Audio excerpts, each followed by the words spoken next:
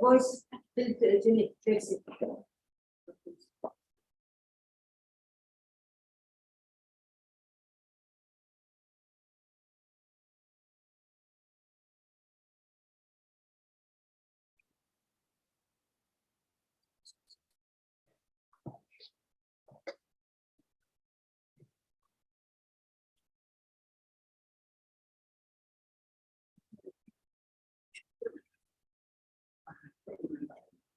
أيوة.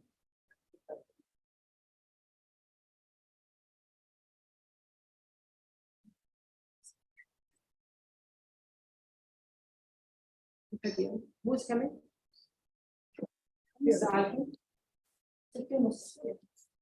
Open the door. No. Don't talk, huh? No talk. Give me one.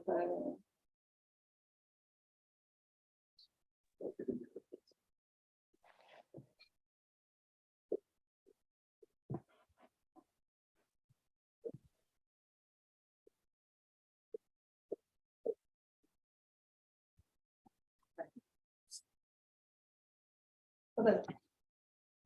تفضل. هلا.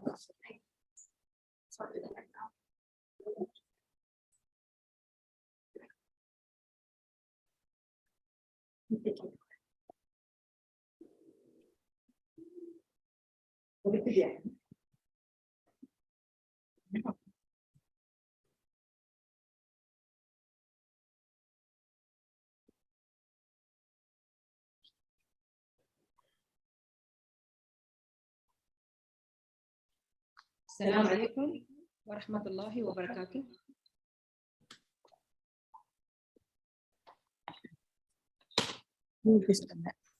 يبغى حد يوطيه مني. الله يخليكم حد يشتغل عني في عشان ما اقوم انا. سكر الصوت. خلاص الصوت ما نحتاجه. ايوه.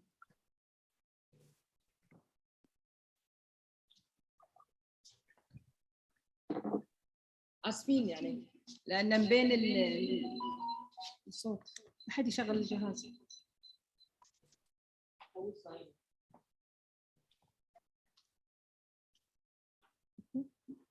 الو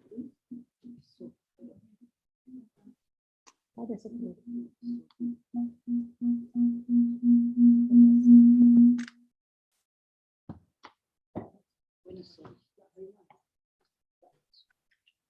عشان شيء اقول لكم يصير مشكله. Sorry, just we try to fix between virtual and we are sitting together. Yes, yes, yes. I need to do the voice.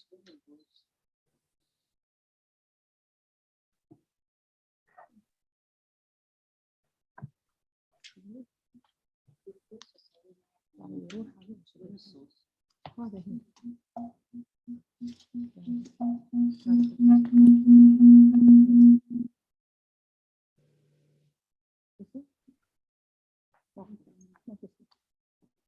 الو يطلع الصوت صح؟ اسوي اوف تمام. السلام عليكم ورحمة الله وبركاته. Dr. Bahman, nice to meet you with us today. It's a big surprise for us and for all who read your book. I think. Thanks for having me here. Thank you. Summer, and she make it, and thanks for her to be today with us, and also the translators, Dr. بشار. and مرحبا فيكم، أهلا وسهلا جميعا فيكم. اسمحوا لنا إذا كان في أي خلل، لأن بين دائما حضورنا الواقعي والافتراضي دائما شوي نحصل في صعوبة. الأخوة والأخوات أصدقاء صالون الملتقى الأدبي، مرحبا بكم في أمسية جديدة من أمسيات صالون الملتقى، نتشرف فيها بمناقشة رواية رؤيا صوفي للكاتب بهمن شكوهي، التي تتعرض لحياة الإمام أبي حامد الغزالي المعرفية بصورة مشوقة، انطلاقا من أجواء الطفولة المبكرة من أحد قرى مدينة طوس إلى أقصى الشمال الشرقي لإيران. وأسفاره لتلقي العلوم والمعارف في جرجان ونيسابور وباقي حواضر العالم الإسلامي شرقاً. حضورنا الكريم، ترصد رواية رؤيا صوفي التحولات والتغيرات التي اعترت حياة الغزالي نتيجة ارتباطه بالسلطان ملك شاه وتعيينه سفيراً له، وفي الوقت نفسه تؤرخ العلاقات المتشابكة في بلاد دولة السلاجقة وما نتج عن اصطدام الفقيه بالسياسة من مشكلات قادت الغزالي للعزلة والتصوف في دمشق. كما تتعرض الرواية في جانب منها لظهور الحركات الباطنية وما اتسمت بها من تطرف وعنف. الأخوة والأخوات، دارت الرواية في خطين فنيين لعب عليهما الروائي، أولهما كشف المشكلات السياسية التي عاصرها الغزالي، وكان بشكل مباشر حيناً وغير مباشر حيناً طرفاً فيها. وفي هذا الخط ظهرت أسماء وشخصيات كثيرة تقاطعت حياتها مع الغزالي، مثل عمر الخيام والشيخ الرئيس ابن سينا وغيرهما. أما الخط الثاني فهو حياة أبو حامد الغزالي نفسه كابن وكطالب علم، ثم كأستاذ ومعلم وفقيه وزوج ووالد. وعبر الخطين قدمت الرواية العديد من القضايا المهمة عن علاقة الدين بالسياسة وعن التجديد في الدين وعن الدور الخفي لنساء البلاط في هذه الفترة من التاريخ. وكثيرة هي الاقتباسات التي سنحملها في عقولنا بعد قراءة الرواية، حيث يقول بهمن شكوهي فيها مثلا: إذا احتك الدين بالسلطة فلن تصير السلطة متدينة، بل الدين هو الذي يفسد. ويقول أيضا: الجدل هو أضعف لغات التواصل البشري وأفضل طريقة لإيذاء الآخرين. والآن أترككم مع الدكتورة سيما دنجاوي لتعطي نبذة عن الكاتب حسب ما تعودنا عليه في صالون الملتقى الأدبي. مرحبا وأهلا وسهلا فيكم.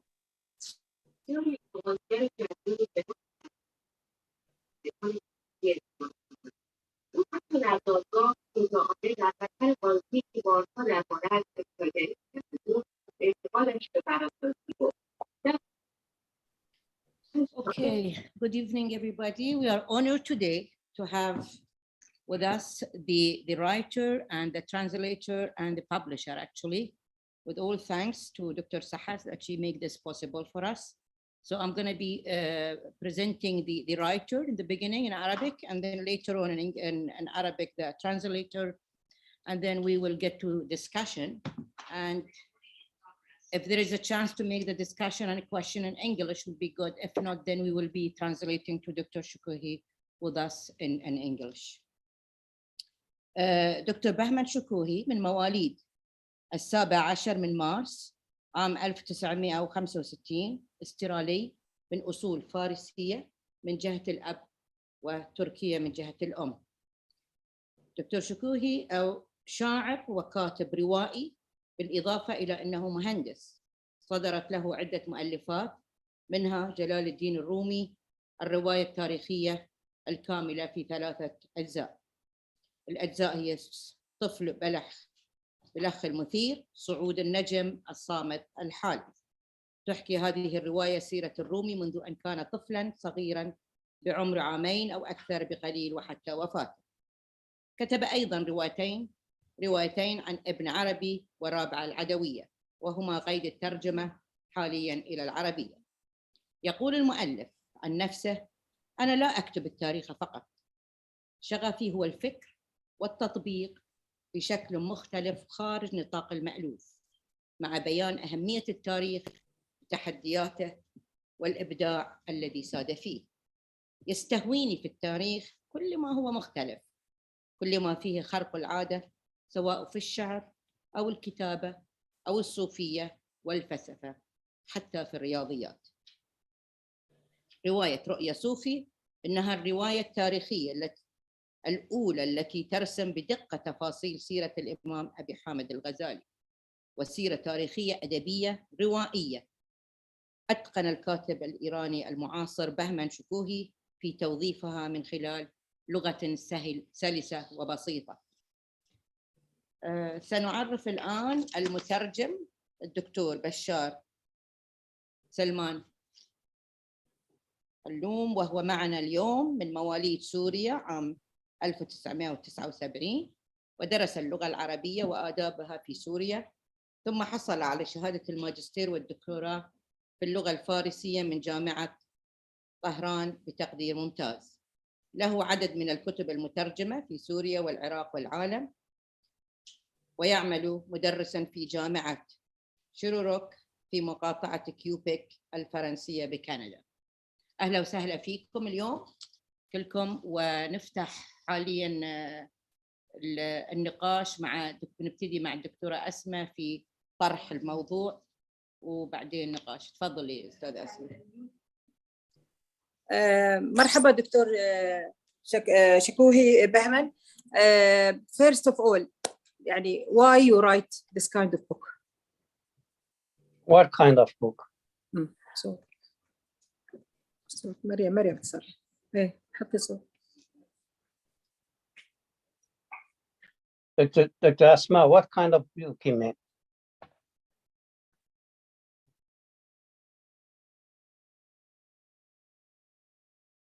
Can you hear me? We hear you, doctor. Yeah, I asked you what kind of book you meant. You said يعني this kind of. دكتور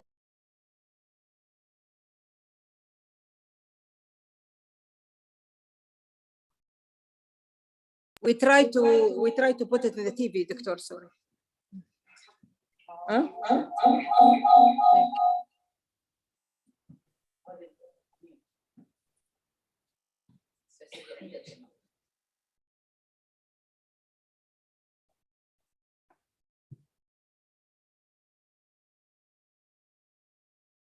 You hear us, doctor? Yes, I can. Dr. Bahman? Yes, I can. I hear you. Yeah.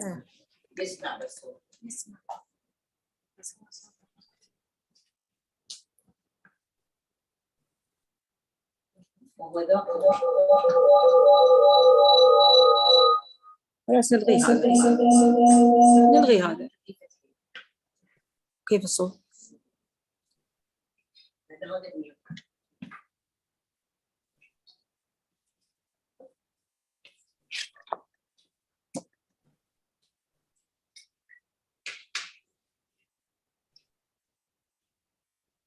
خلاص نفتح هني لو تبي اسمع. مسكين دليل. يا خلاص.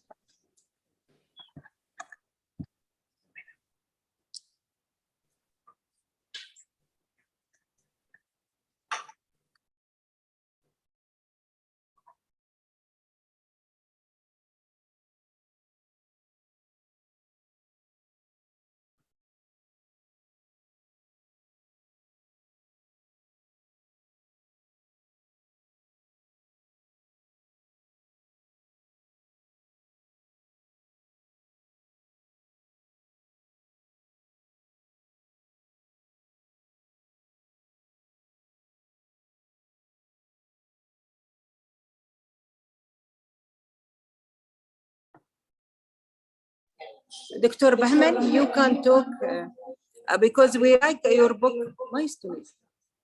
We try to make between us and this one. Just 1 minute.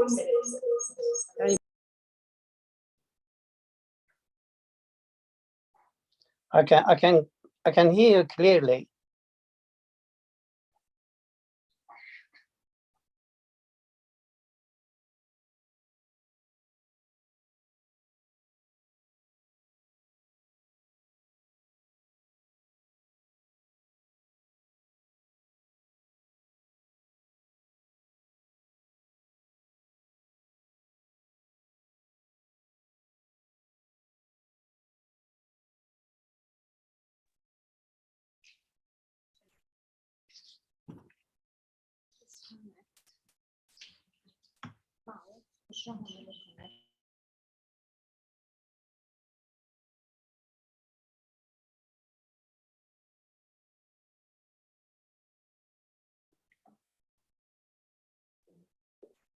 Mr. Shukuhi, Asma asked you, you are very interested in these historical books. So can you tell us some of your passion and the reason that you are concentrating on these kind of books? Can you hear me now? Yes, we can hear you. Okay. I've written a few books. I mean, not a few, many. And the history is not my main interest. I'm interested in in things that they are different. And I see things differently, and I want to see things differently. For example, I can tell you, I've written a novel about Fakhida bint Abu Talib, Imam Ali's sister. I put the camera in her shoulder to see the events of what happened in 1400 years ago in the beginning of Islam, and let's see what she says. All our history books made and written by men. They are male history. And I said, okay, let's put the camera in her shoulder and see the events through her eyes. And however, this book got rejected by Iranian official in our country, and they gave me like 45 things that I have to change, and I tried to negotiate and come to an agreement, but we couldn't. So I said, no, I forget it. I can't change all these things based on what you think. So, but that's a different point of view. That's a different way of seeing things. And this is what interests me in history, whatever it is, in every bit of events, people, or anything. I was interested in Rumi because he was different. I was interested in, and I'm interested in Abu Hamid Ghazali, that he's different. His evolution of his thoughts, and he's very modest and honest. I can, based on my achievement, what I've written, I've read, he's the only scholar, I believe. There might be another person, but I don't know. Then you have PhD in Arabic literature and history. But based on my studies, Abu Hamid is the only scholar, clergyman, or in our language, mullah, who confessed to his mistakes. He says, I've done a few or many mistakes in my life, even in my thoughts and my beliefs. And he writes it down and he says, okay, these are my mistakes. Show me one single person that in history, as a scholar, as a faqih, as an imam, who would say, I've done these mistakes in my beliefs, my thoughts, even my action in my life. And this is interesting. And the other thing that interested me in Imam Ghazali is, in my country, in Iran, we have street names for Imam Fakhr Razi. We got the biggest name in Tehran called Fakhr Razi, or other famous like Attar or whoever, but we don't have any street name for Imam Ghazali. And I said, why? Why is that they kind of dislike him and they don't like him? So I said, okay. But when you go to the history doesn't discriminate. And a writer, and let me say, I don't call myself a writer, but a storyteller, I'm a storyteller. A storyteller doesn't discriminate. So for me, his life, his evolution of his life and his thoughts was very interesting based on the history facts. That book is a history. 80%, 85% is history and 50% is a fiction. That you can make it interesting for to read, to follow. You have PhD, there are 100 books about Ghazali or Rumi or whoever, but the academic very research. My mother doesn't read them, but my mother has read this book 3 times. He reads over and over again because he likes the story and he finds it interesting in a way. So I talked too much. Thank you, Dr. Bahman. I think we will do as usual what we do in our discussion between the group. Now we will start with Dr. Jamila. تفضلي. مساء الخير والنور والسرور. أحيي الكاتب المبدع العبقري في هذه الرواية التي تفتقت عن عبقرية إنسانية قيمية فذة. والرواية يقال عنها تاريخية، لكن أنا أراها سيرة ذاتية للإمام أبو حامد الغزالي، تزخر بالسردية ذات الروح الفلسفية والهوية الوجودية، كما تعكس إشارات خفية سياسية لتاريخ المنطقة بذكاء وحرفية عالية للكاتب. تناولت الرواية عرض الكثير من القيم والمفاهيم من زوايا مختلفة، مثل الرغبة، الحقيقة، الدين، السلطة مثل ما قالت أسماء، والحياة والموت، والحب والرغبة والجشع، والعلم والوهم والحقيقة. الراوي نفسه هو الغزالي، وسطر روايته وهو في عمر 50، وهذا عمر النضج دائما يكون عمر الوعي والحكمة، وهو بنفسه قال أنه وصل إلى بصيرة في صفحة 15 إن الآن تقرؤون كلامي هذا في الدفتر، يكون قد مضى أكثر من نصف قرن على عمري معتكف في المسجد بدمشق في كتاب اسمه عبور الخط. مثل ما قال الكاتب، حاسب نفسه وقال أنه كثير من الأمور لو رجع به العمر إلى الوراء كان سيغيرها. بالرغم من عدد الصفحات الكبير، لكن أجد الرواية كانت ممتعة، لأن هناك عوامل نجاح لهذه الرواية العبقرية. من أكبر عوامل نجاحها في الرواية الترجمة، حيث جاءت سلسة ورائعة. والغريب في الأمر أنه الكاتب يعيش في أستراليا والمترجم في كندا، والجمهور القارئ من مختلف أقطار الوطن العربي، وهذا هو مفهوم الفكر المستدام الذي يبث التوقد الذهني والمعرفي خارج النطاق الجغرافي للنص.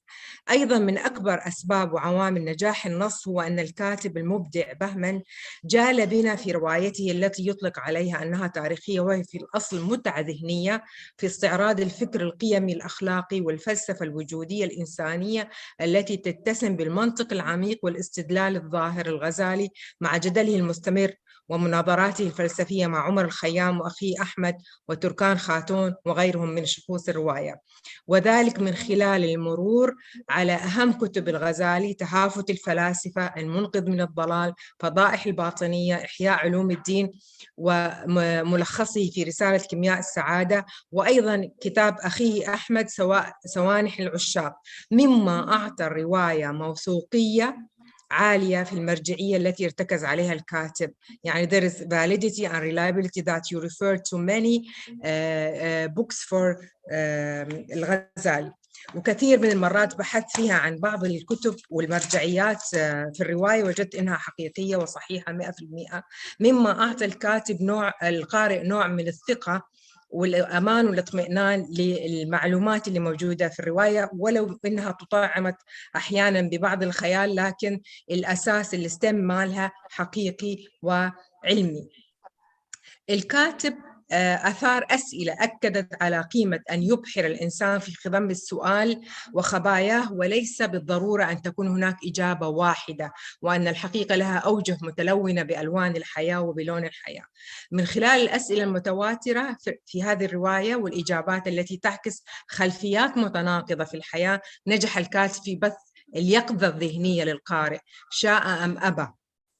ووهب الكاتب للقراء وقفة مع الذات يرتب فيها أولوياته. أنا بعد قراءة صفحة 29 سألت نفسي لو ولدت من أول وجديد ما هي الأشياء اللي كنت هعملها والأشياء اللي ما راح أعملها.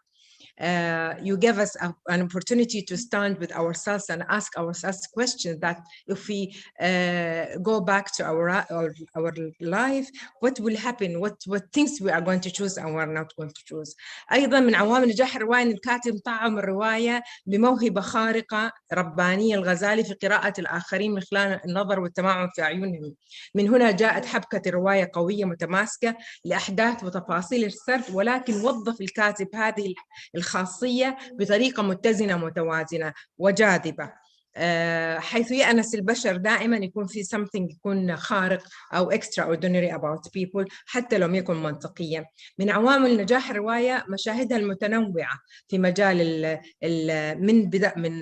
من مسقط رأس طوس إلى في المدارس النظامية في قرقان، نيسابور، بغداد، أصفهان وخراسان. هناك تنوعت الشخصيات والفلسفات والاختيارات في الحياة. كانت نماذج شخصيات مختلفة. شخصية أحمد الواقعية الرائعة. أنا I feel I'm أحمد. يعني before we start this conversation or the session I said I feel I belong to Ahmed. He's my personality. Yeah, exactly. Yeah. The winner of that book is Ahmed, is not the emotional winner is Ahmed. The rational winner is Omar. And eventually it means that Omar al-Khayyam, because Omar al-Khayyam liked him very much for that. Omar al-Khayyam is different school. Is a rational hero. Yeah. But emotional hero of that book is Ahmed. That's why Omar likes Ahmed rather than Abu Hamid Muhammad. Maybe he liked him like a projection. Maybe he wanted to be like him and he couldn't. For that we call it a projection. Exactly. In fact, I really liked Ahmed very much, the way he raised himself and the way he attached to nature and creatures in nature, like the animals, the big whale. How did he used to take from his food and to feed animals and the dogs.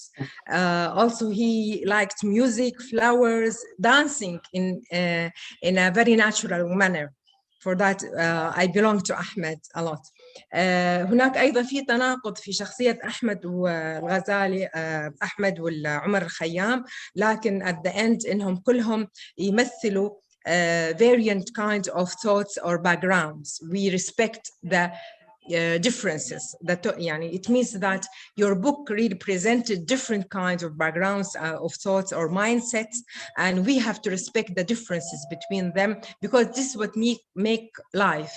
Life is not about uniform or one kind of thought. Exactly. About differences and how we tolerate others without making them upset or sad. It means this is our humanity or this is our human values. Can I add something, Doctor? Yeah. One of the regrets of Imam Ghazali in the book Al-Munqazim min al-Zalal is that I regret to argue with people. Yes. Argue with people means that I don't acknowledge them the way they are. So I had to argue with them to make them to believe what I believe. Yes. That's one of his regrets. Yes. But we should not, we must not argue with people about their beliefs. And this is what the book says. So one of both points that you refer is the one that I mentioned, that Imam Ghazali regrets. One of the major things in his life that I regret to argue with people. Yes. Yeah. Then I have just a few points to make. صورة المرأة. صورة المرأة كانت متناقضة. عندكم سعدي اللي أحبت قاتل أبيها مثل أبيها أبو علي، وشخصية تركان خاتون اللي لم تأبه بقتل محبيها خسرو خان وزوجها عشان تحقق أهدافها، وفي النهاية الحية ماتت بحية. That's why I'm wearing today like a snake. It's for Khatun, that she deserved that. Okay. In fact, I said about page 480 إنه كلمة سلام وسعادة كانت like giving us hope in this life. And although it was the experience in the book was very tough, but when we heard about peace and happiness, that gave us as readers relief and comfort. At the end لما الغزالي chose his coffin, the white coffin, and he was ready to have that journey of peace.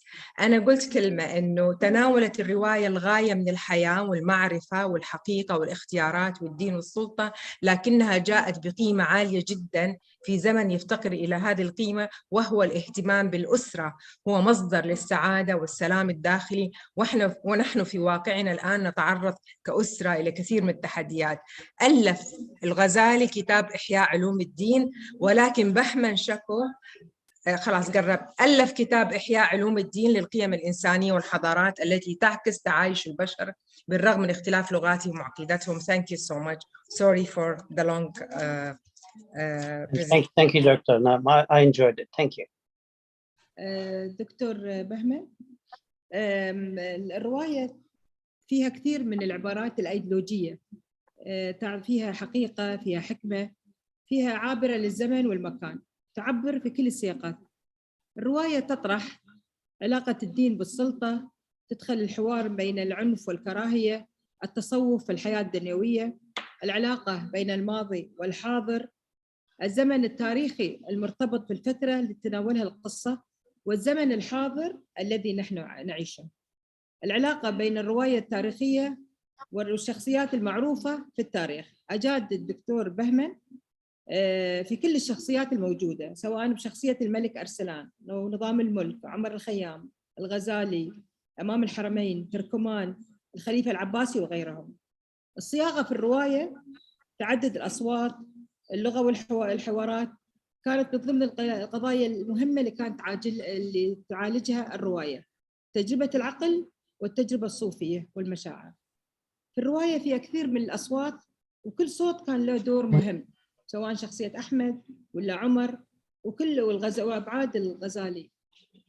دكتور بهمن، الرواية يعني فيها رحلة، يعني ممكن تعتبر من أدب الرحلات، السفرات اللي سافر فيها إمام الغزالي، الدول اللي مر عليهم، الثقافات الموجودة. إذا ما أخذنا الجانب الديني، فيها الجانب الثقافي في المناطق اللي مرت فيها الرحلة، يعني سواء من ناحية مثل ما قالت جميلة النباتات، طريقة الأكل، طريقة العلاقات الإنسانية الموجودة.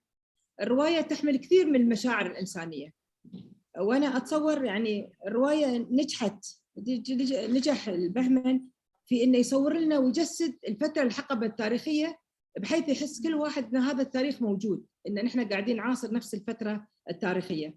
والقضايا اللي طرحها والأسئلة الكثيرة اللي طرحها خلت تساؤل عند الواحد، يعني سواء مثل ما قالت جميلة قضايا اللي كان بين إمام الغزالي وبين عمر الخيام في قضايا الدين، يعني العقل والعاطفة والخلاف على ابن سينا. يعني أنا أتصور الرواية قدرت تجمع كل القضايا المهمة اللي نحن نعالجها حالياً، يعني اللي هو سيطرة الدين وتدخل الدين في الحياة، أو إذا تحول السياسة إلى دين. الرواية فيها كثير من الثنائيات، فيها التواصل والعزلة، فيها العقل والقلب. الزمن كثير موجود في القصة، يعني قائم على التأمل على الحاضر والماضي. طبعا الحين بنرجع عن دكتور بهمن نناقش هنادي، شو ممكن تضيفين لنا على الرواية اللي قاعدين احنا نناقشها مع الدكتور بهمن. تفضلي بها هنادي. It's a privilege to have you among us, Mr. Bahman. Thank you for being with us today with Al Multaqa Saloon, Mr. Bahman. I have to admit that this novel wasn't like any other novel I read before. It was a door and an eye-opener to rethink the life from a different perspective. I believe that what Dr. Jamila said about Ahmad was also my way of saying about this personality that touched my heart. He is a person that he made a shortcut in life, as we say. He didn't go into philosophy. He didn't go into the unbelief. He didn't go into any debate with others. He found his way in his small world, and it happened to be the right way, where God is existing in every aspect of life, in simplicity, in repeating his name, and this is what is Sufism at the end of the day. What I liked about the book is many aspects. The scenography of the novel itself and the way it was put between the 10th and the 11th century, where you projected for us, like in a cinematography, all the aspect of life at that point. We have the Persian, we have the Arab, we have the Salajika, And we have all the happening between the debates between Al-Farabi and Omar al-Khayyam, between Hassan Subah, and all the aspects of politics that was occurring in order to say that we are the Muslim and we are the right people in this aspects. The build of the way you built the story was so attractive. You said that your mom read it 3 times. I believe that we are going to pass this novel to all the community around us to have a look about Al-Ghazali. I was so much afraid to discuss this book because I've never had the chance to dig deep into Al-Ghazali or to pretend that I know about him in any way or any means, because no matter how much we dig, we continue to miss a lot of knowledge, like Omar al-Khayyam said, and like the way when Al-Ghazali looked into the eye of Omar al-Khayyam to see what's inside of him, and he found a lot of roads and a lot of houses, but no road and no house has a door to lead to what's inside of it. And this is how knowledge is all about. It was a journey that we will continue to remember, especially that we read about the assassin Hassan Subah in the book Alamut, and especially that we read about Al-Ghazali in Tawasin Al-Ghazali. But this book had a different feel in our history of literature and reading in Al-Multaqa. I would like to thank you for opening many doors for me to go and dig into more reading and more research to know more about this era that was flourished and that was really an era, a golden era, as you described it in the book. Thank you so much. Thank you very much. Can I just say something? Yes, please. Yeah, as you like the Ahmed Ghazali, I wish you could read his book called Sawanah al-Ishq. It's a poetry, but in Farsi, and it's the beginning of the Persian literature in poetry and in poems, and later great poems like Hafiz, even Saadi, or the contemporary ones, I think they owe Ahmed Ghazali in the concepts. He's a Sufi. Ahmed Ghazali is a Sufi, but his concept in his book is a base of most of the poetry for Hafiz or the others. It's so lovely that touched my heart, and I had a good time with his book when I find that Sawanah al-Ishq. And yeah, like I mentioned before, the actual hero and the winner of the book is Ahmed, in Atifi, in an emotional point of view and the way of life. However, Imam Ghazali tries to find the rational base for his works, his thoughts. All his book, Ihya al-Ulum, or Kimya Sada, is in Farsi. I've read the Kimya Sada. He analyzes every single things that he finds in Sharia, in fiqh, whatever. He tries to find a solid base, solid rational base for his beliefs, which in which he couldn't find it. So he says, okay, 300 years before Descartes, that he says, I find a solid rational base, that why do I do this? He ends up saying this, that I fast and I pray because God wants me to pray and fast. I have no other reason. That's what he finds it. So you can't find the rational things, because living based on faith does not need rational things. That's a separate field of thinking. And that's why Omar believes, no. I love Ahmed's story, more attractive, interesting. And for me, rather than your rational. You're trying to find the rational ways of justifying your beliefs, which is not going to be, which is not going to happen. But no, Ahmed is a wonderful guy, and his poetry, I wish we can't translate it. I was thinking, I said, okay, I'm going to ask Dr. Bashar, please translate these poems, Ahmed poems, in Arabic. But no, as much as I try to translate, understand Ibn Arabi's poetry, I can't. That's not the same. Even if I try to write it in Turkish, I'm a Turkish, or in Farsi, but it's not going to be the same. But he's a wonderful poet. He's a wonderful Sufi, and that's the hero and winner, and the actual and the main winner of the book is Ahmed, rather than the book name is Imam Ghazali, but his dreaming of life, he's making sense of life, is more attractive for Omar and for me as well than any other ones. Omar doesn't have anything rational ones. He doesn't believe. He says no, doesn't have a sense. Life is meaningless by itself. We give that meanings. We try to make a sense. We try to make meaning to the life. That's Omar says in his poetry and his beliefs. He's a scientist. He's a rational, pure rational guy. But he likes Ahmed's story.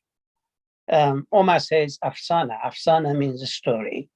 Or we try that the effort that we try to make sense of life, and says no, everyone says it's a story and passes and dies and goes. These all are equal in telling. We all are equal telling the stories of life. That doesn't matter. An Australian Aboriginal, a Hindu, a Muslim or Christian, we try to make a sense of life. They all are equal. None of them is better than the others. Yeah, they just another way of seeing this summit, this mountain. You see from this window, this point of view, everyone sees a different way. They're all right and they're all wrong. None of them is perfect and none of them is has the whole answer. But the story of Ahmed and Sufism and being content and enjoying his life in a simplicity way is the key. That's what the Omar says. Just enjoy your life. Be content. Not like having fun. No, just relax. Enjoy it. Don't try to make find a sophisticated meaning of that life. No. Forest. What's the meaning of forest? What's the aim? What's the purpose of creating forest? Forest doesn't have a purpose. It itself is a purpose. You say, the forest is to give us fruit, or no? It's just a system that it says. It just creates when all these items comes together, forests exist. We do exist, but we just try to be content and enjoy our life as much as we can. And we tolerate the rest and the others. That's the meaning of life. And that's the irony of existence as well. Thank you so much. Yes. Thank you very much. Thank you هنادي. Thank you دكتور بهمن. دكتورة هنا، تفضلي دكتورة هنا، عندك سؤال. مرحبا، مساء الخير. مساء الخير دكتور بهمن. I wanted to ask you, please, if, the main lesson that Al-Ghazali said to us at the end of in this book or in all his books, that he was disappointed by the politicians, and that he realized maybe he trusted them at the beginning of his life, but he realized that the main thing is to cultivate people first, and don't trust a lot politicians, because politicians, they will not. I mean, we should start by the knowledge and not going to see politicians. Am I right or not? Yeah. Imam Ghazali is an academic person. All his efforts and his in his school was just analyzing the rational way of thinking. He's an academic person, but he makes a mistake, and he confesses. He says in his book that I regret to join the Sultan, that power system, the politician. And this is a mistake, because you go there and you get involved in their system and their beliefs, and there is no morality in the politics. There is no right and wrong. It depends. It depends which side or what benefit you get from an action. But in rationality and in fiqh and in the religion, it is very certain. He believes in nas, the origin, the base, and the things. And it doesn't say it depends. No, wrong is wrong, right is right. This is nas says this is wrong. Stealing is wrong. Killing is wrong. This is wrong. So you can't say, oh, stealing for this reason is right. No, stealing is wrong. Doesn't matter for what reason is. You can't steal and sell people and feed the poor. No, stealing the base was wrong. And he makes these mistakes. He joins the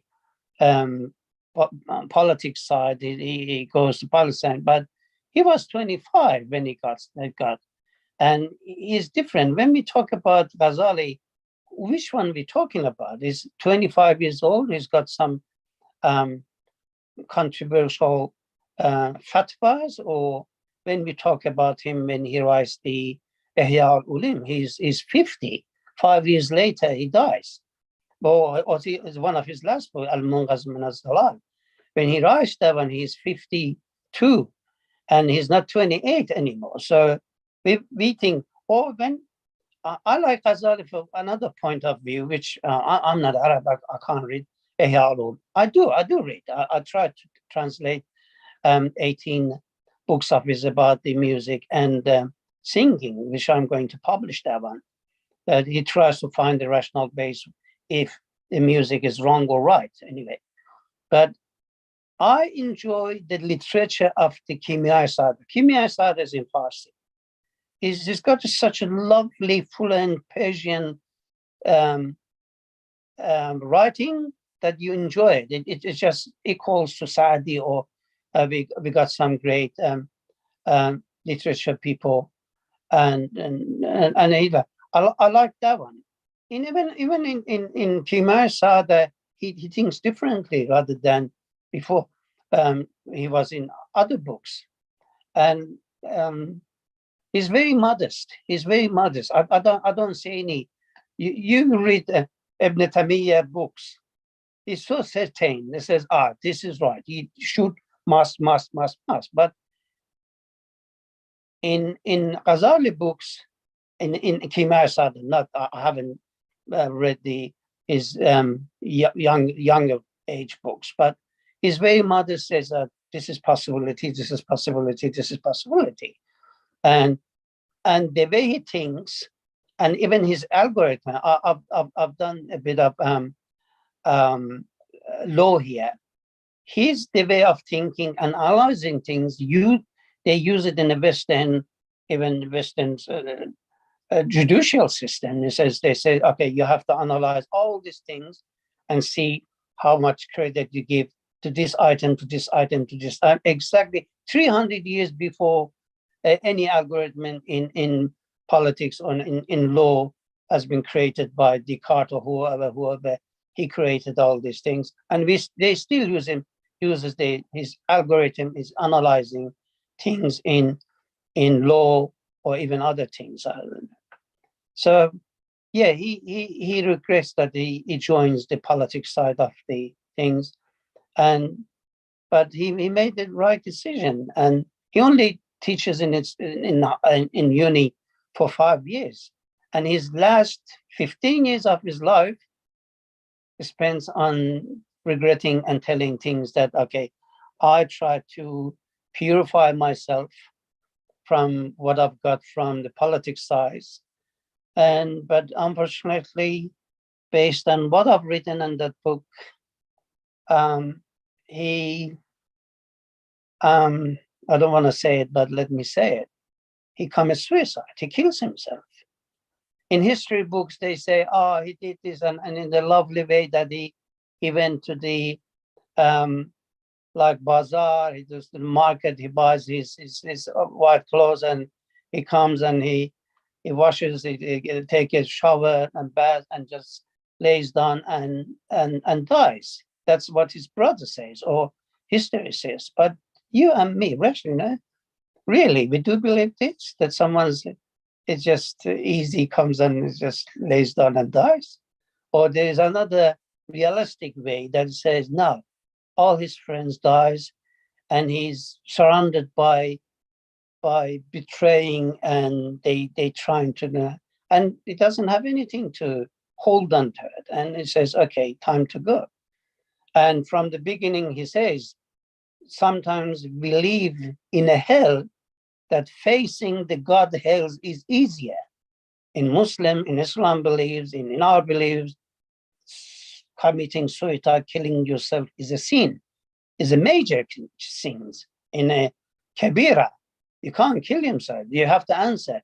But it says, sometimes you get caught in a living, in a hell in life, that you say, okay, I want to face that hell. I can answer God why I killed myself. I can't bear anymore. So sometimes in this planet, in this life, there are some things that is even worse than the hell that you might and may not face. Thank you. Thank you. Thank you so much. Thank you, Bahman, and thank you, دكتورة هنا. دكتورة عزة, تفضلي. Hello. Hello. Good evening. Hi, Dr. Bahman. It's our immense pleasure to meet with you after reading this gorgeous book. I want to start my my discussion with by commenting on something you said. Firstly, that you didn't find any other scholar or mullah, religious scholar that make a big revision. I think no, there are many. Let us start with the Shafi'i. Shafi'i has two fiqh with a pretty difference between many sections, as I remember. Also, Imam Malik did a huge difference between his fatwa regarding al-wudu, regarding fasting, siyam, and others. So, of course, Imam Abu Hamid al-Ghazali is such a distinguished and prestigious scholar in the Islamic history, but he was not alone. Also, I would like to greet the great translation. I didn't feel it was translated. It's quite accurate and was clear as it was written by in Arabic. Let me say, Doctor. Let me say here, just in the parentheses. Let me say, I believe, and I believe, yes, I have trust. I have trust that the translator is better than the original book. Okay. That's what I believe. Even Rumi, I'm sure that Rumi is better than than my rhyme. That's how talented is Dr. Bashar. Regarding the detailed life of Abu Hamid al-Ghazali, I didn't find it pretty clear his spiritual journey from being a fiqh scholar and big teacher and chair actually to be a Sufi. there is some studies make a comparison between him and Descartes, René Descartes, but I couldn't find it pretty clear as much as I found his relations with ladies. I was expecting more deep dive in his spiritual journey. Also the big step in his life تهافت الفلاسفة and his big argument with Averroes, it was not pretty clear to me. I expected to be more, because this is one of the main steps in the whole Islamic thought and affected the other scholars, and other schools came after Al-Ghazali. This is my second comment, and my third comment is how it is there are many comments between this golden era and the one we are still living in, like Al-Batiniya. We have the same groups under different names, but still same thought, same orientation toward this capturing the power, or even participating in it. I didn't mean that you wanted to say something, just writing the history of this, because I felt that this we are living in such a very common, even being an Irani, having Iranian background, there are many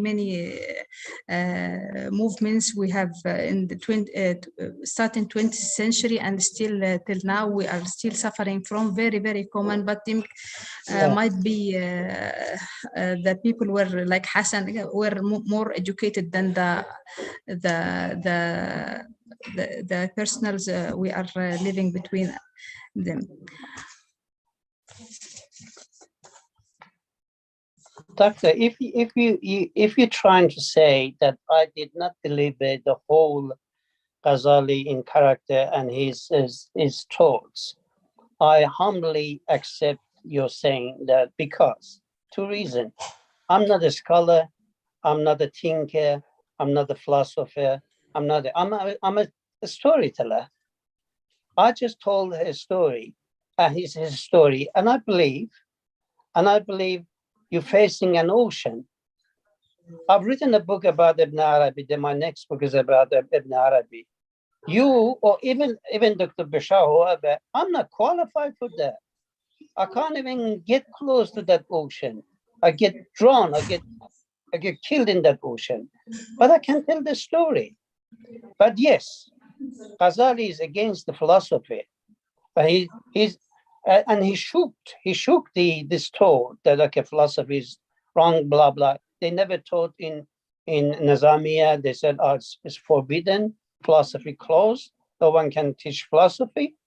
But only 50 years after him, Ibn Rushd, Abul Walid Ibn Rushd, he critiques his ideas. Okay, he says tahafat al-falsafa. He says the mistakes of the philosophers. So it's not just, it's just challenging. I appreciate his book. Yeah, when he was 32 years old, he wrote this book. But yes, if you want to write, it needs a philosopher brings the things that he says, okay, this is what the Ghazali says about the philosophy, this is what Ibn Rushd says about the philosophy. Then you put and again. But I just told the story. I told you, my mom has read that book 3 times, and she likes Turkan Khatun rather than she's interested in Ghazali, Tahafat, Falsafa, or whatever. So I'm just trying to bring Imam Ghazali or Rumi from the library or from the unis, from the research and scholars and academic one on the kitchen table, that my mom or people that can read and they can relate. I bring people to this address. Then, okay, this is Ghazali, you go and read it. You go and read Kimya Sada. There are some people, they read annually, every year, even in Australia, they read the Ihya al-Ulum. They read it as a poetry. I know some families, okay, we read 10 pages of Ahya al-Ulim today, and they finish it over a year. But that's something that my mom cannot. But my mom can relate only to a story that this is what happened with his book. I tried to summarize of his life and his challenging and his challenges that had his life in a book that would bring you to his door. Then everyone can go, okay, you want to see his rational side, philosophy side, or you want to see his personal side. I like the personal side, his evolution, his modesty, and he lives. That's a big. You are in PhD. You all have PhD. You can't leave uni. You can't live this life and say, I want to go. And he drops everything. And 15 years of his life, it changes the other way. He goes his brother way. He goes, I become a contented, happy person. Try to be before that. And he couldn't anyway. At the end, he can't find it. He can't solve this contradiction or closed end of his life that he says, okay, what I'm going to do. And he cannot escape all these questions that he had. But he tried well. And I have respect for him in a rational way, in a personal way, but as a Shia, if you say, why he says about these things about Imam Ali or about Yazid or whatever, okay, we get offended. But no, the academic way, history doesn't discriminate. That it says, okay, you see him as 25 years old or you see him as a 54 years old. Thank you. Thank you so much. Thank you.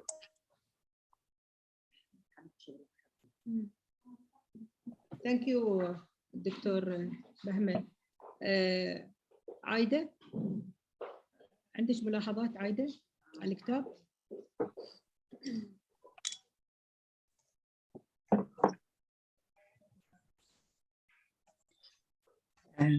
Hello, thank you for this marvelous book. I really enjoyed reading it, especially that you concentrated on some parts of the book about the philosophy, which I liked very much. I was very much interested to read about the Shafi'is because for me, I have never heard about them much, and I tried to find it made me go and search on the internet about the Shafi'is and the Hanafis and the Sunnis to know the difference between them. I liked that you put in the book about the languages and how they are so important for us to understand others. This is very nice. We need it now in our country. I like when you said that the philosophy, he was asking him why you are not, the philosophy is forbidden to be in the curriculum of the schools. I liked how you emphasized on the al-halal wal-haram and the power, which is till now the same with all the politicians, that once you are you have the power, then no halal, nothing will stop you of doing anything. I liked a lot how you wrote about Omar al-Khayyam, which our friend Dr. Jamila, she said that she's Ahmad. I told her I'm Omar al-Khayyam with all the way that he thinks about life. You wrote it and it was translated in a very easy way for us to understand his philosophy in life. The most intelligent I liked how you were person. saying about the truth and how it can you can change it as you want. With time, it will change everything. Really, I like the book, but I found it a little bit long. Yani, I would have preferred if it would have been shorter, little bit, so that the ideas that you want them about Al-Ghazali and about Umar al-Khayyam, that I wanted them to be more concentrated and not about the story of the haram, like those ladies in the harem. And thank you very much for this book. Thank you. شكرا عايدة. معانا دكتورة سمر زليخة، هي الناشر الكتاب، ودائما يعني احنا المفروض نبتدي معاها، بس لأننا مع الانترنت ولقائنا الافتراضي ولقائنا الواقعي هذا شو خلق عندنا شو من البركة. دكتورة سمر، ما شاء الله عليك، يعني نحن بدينا اولا هنيك على هاي الدار الجديده. تسلمي، الله يخليك. على اختيارك الكتب جميله راقيه. تسلمي تسلمي. ونحب نعرف الدار، يعني بالنسبه للروايه اللي نحن قاعد نقراها الحين عن رؤيا صوفي، ممكن تعطينا رايك في الكتاب لو سمحتي؟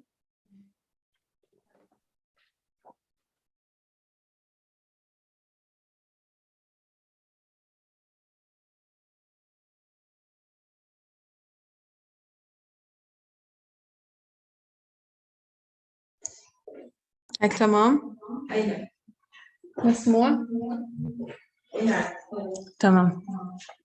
مساء الخير جميعا، وشكرا جزيلا لاهتمامكم، شكرا لقراءتكم العميقة للرواية، وشكرا للمبادرة الجميلة لمناقشة هذا العمل. للحقيقة كتابات الدكتور بهمن شكوهي بالنسبة لي هي عبارة عن، كنت أعتقد أنها عبارة عن ذائقة خاصة، يعني ما يعجبني أنا قد لا يعجب البقية، ما أستسيغه أنا قد لا يعجب البقية، لا يراه البقية بنفس الذائقة أو بنفس الشغف أو بنفس المحبة، قد لا يتلقاها المتلقي كما أراه أنا. لكن عندما ترجمنا الكتاب اعتقدت أني أغامر في هذا النوع من الكتب، اعتقدت أني أغامر، لكن عندما رأيت النتيجة تأكدت أنه يجب على الإنسان أن يغامر. شكرا لكم، شكرا لاهتمامكم.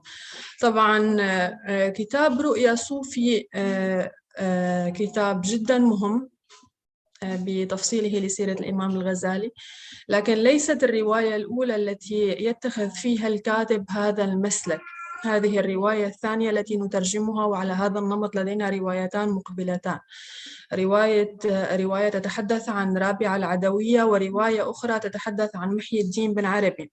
والرواية الأولى التي ترجمناها هي رواية جلال الدين الرومي، على نفس النسق، يعني تسير بنفس النهج ونفس السياق، رواية تاريخية. رواية جلال الدين الرومي تتحدث عنه منذ نعومة أظفاره حتى وفاته، ورواية رؤيا صوفي أيضا في نفس المسلك.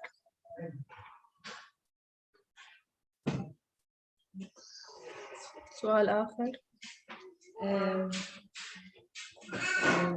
يعني مشكورة دكتورة على يعني لقائك اليوم، وقدرتي تحققي لنا اليوم في وقت قصير أن نلتقي بالدكتور بهمن، ونلتقي إن شاء الله بالمترجم. وطبعا هنيك على هالاختيارات الجميلة، وخصوصا نحن في حاجة إلى كتب مهمة يعني. وأتصور أن الدكتور بهمن ما شاء الله عليه من خلال كتابه لرؤيا صوفي، وإن شاء الله بنقرأ رابعة العدوية وبنقرأ الكتب الثانية. بالنسبة لنا كمصانون الملتقى الأدبي نحن فخورين بهذا الكتاب الجيد وبهالنوعية من الكتب الصادقة اللي الخلط بين التاريخ والواقع يعني. مشكورة دكتورة سمر، وما قصرتي. ومعنا الأخت الدكتور، يا مرحبا حبيبتي،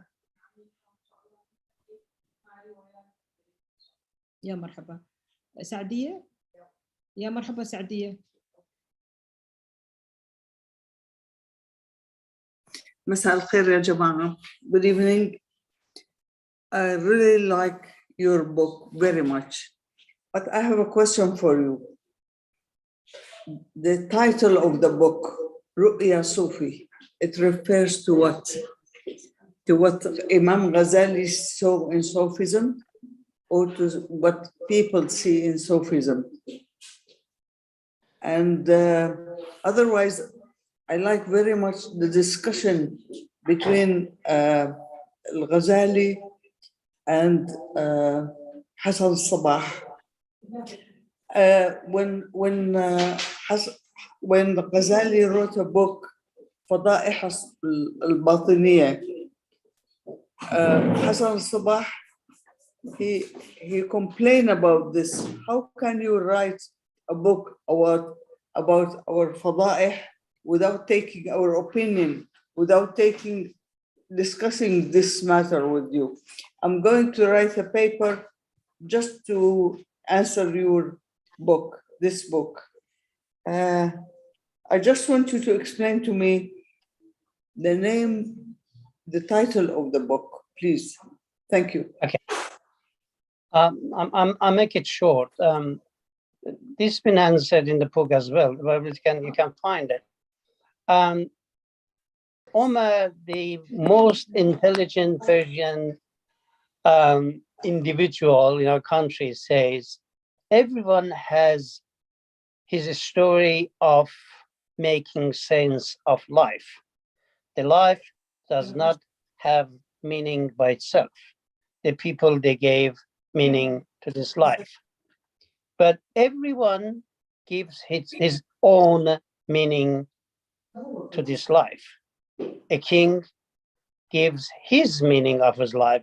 A king's dream of his dreamland is ruling the whole area without any objection, and settled and peace and no war, and just this is a king dream. A scholar, a faqih, how they see this says, okay, my dream and my roya means dream. You know, my dream land or dream life is everyone acts, behaves based on fiqh, based on nas, based on God's will, and whatever is in the books, in our book. And other people, but how a Sufi sees the life. A Sufi dreams and says, okay, what I'm gonna see in life, how I'm gonna see this life. That's a dream of a Sufi, Roya Sufi. Everyone has his Roya, his dream for life, or his story for life. That's what I find the name Roya Sufi. The Sufi sees life the way my grandfather sees the life, see the life. And it was different with other people, like say a king, a politician. Khaja Nizam is a politician. He wants to rule the country, like says the way he thinks is right. Like a philosophy is forbidden. You can't teach a philosophy in Shafi's schools. No, other things. No. Only he agrees the other sect of Islams can be the school, but at the end it says no other schools, no Hanafi, no Hanbali, no only Shafi, and he turns the whole schools to the Shafis. But that's the politician things. It's whatever suits him in the time. That's how he sees. But Sufi sees a different way. And Omar, the most intelligent, rational person, likes his story, Ahmed's story, the Roya Sufi. That's what if he says, if I choose to one of these stories, I choose not Abul Fath, not Abu Ali, not Abu Hamid. I choose Ahmed Ghazali. I choose his story is more acceptable. I can't say rationally acceptable. I says, okay, I choose his life. So he thinks better, is more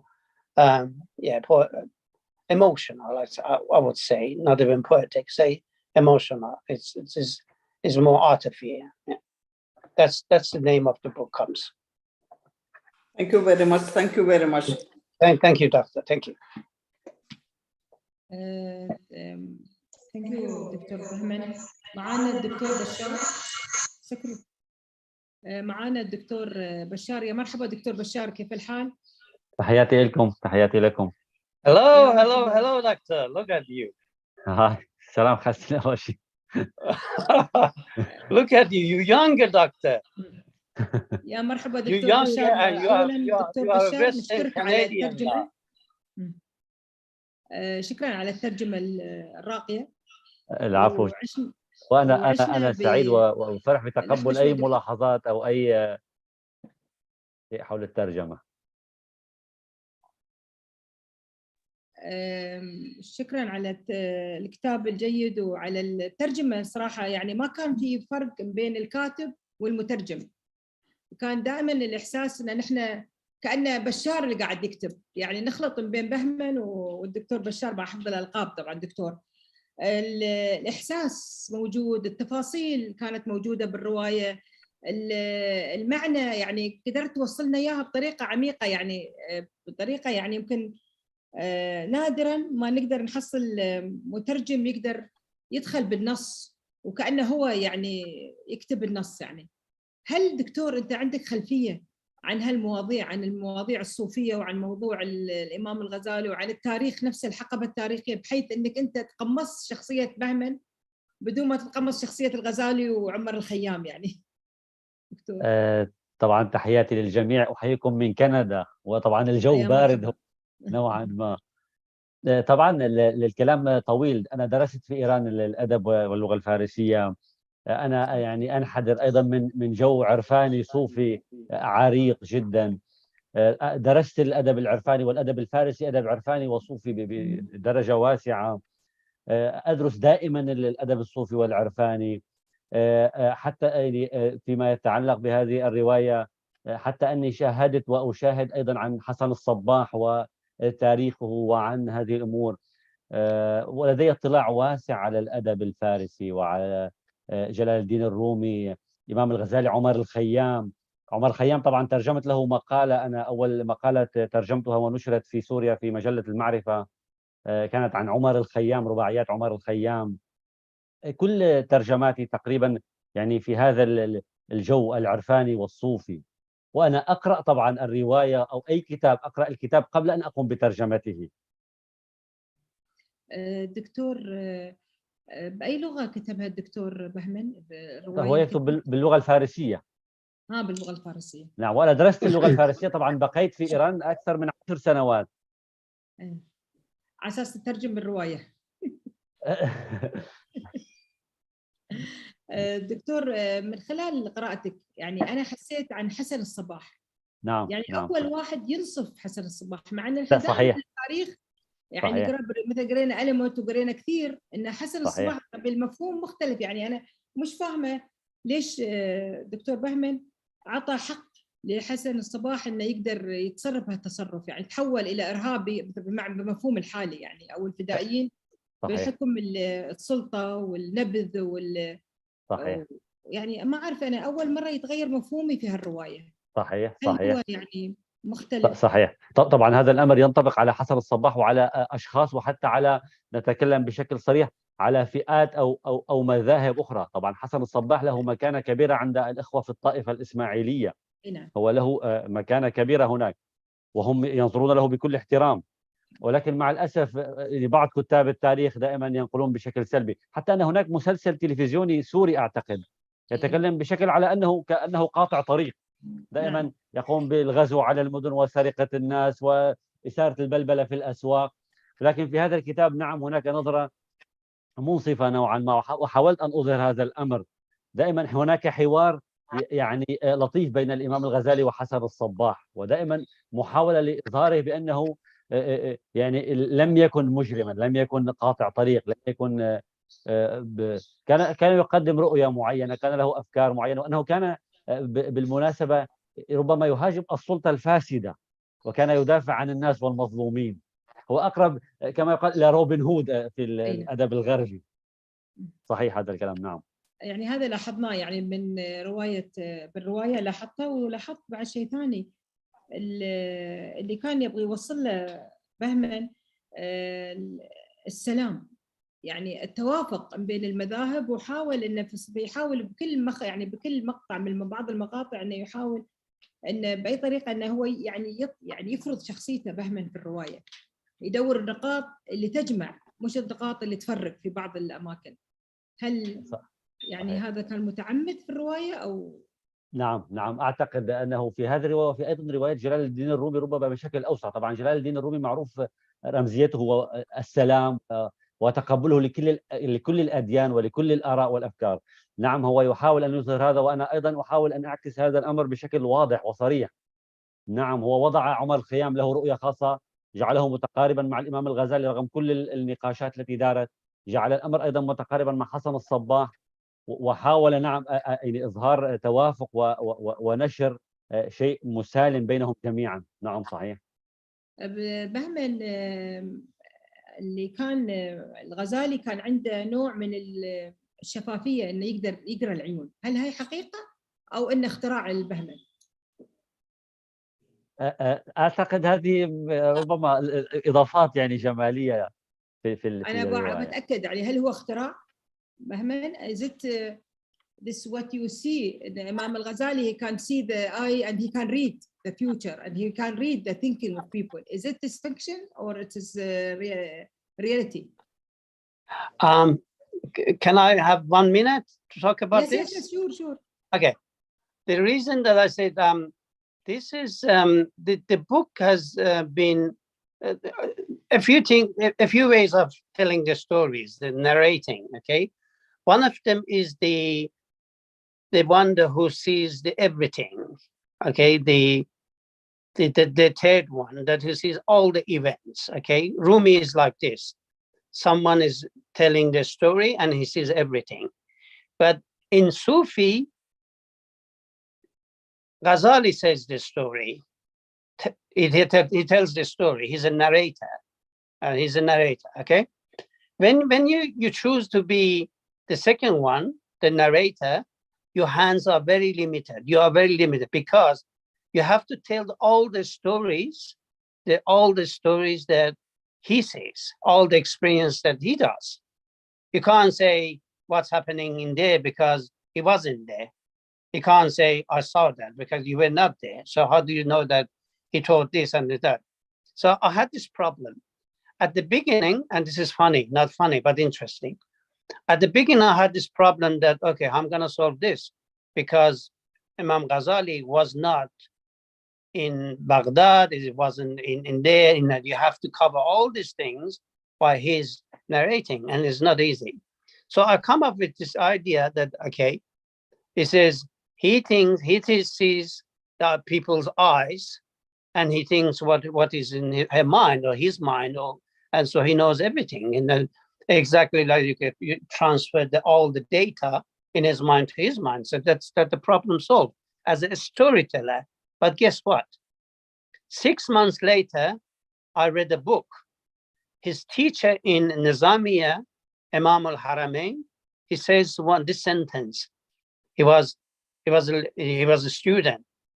He tells the other people, he says the other student, be careful of this Abu Hamid. Be careful of Muhammad. Why should we be careful of him? Because if he looks at your eyes, he would find out what's in your mind. That's what the Imam al-Haramain says. He says, be careful of him. If he looks at his eyes, he's gonna find out what's in your mind. So yes, by my fiction or my sana'a, what do you say in Arabic? You said something. Is that my قراءة يعني تقرا الفيوتشر يعني.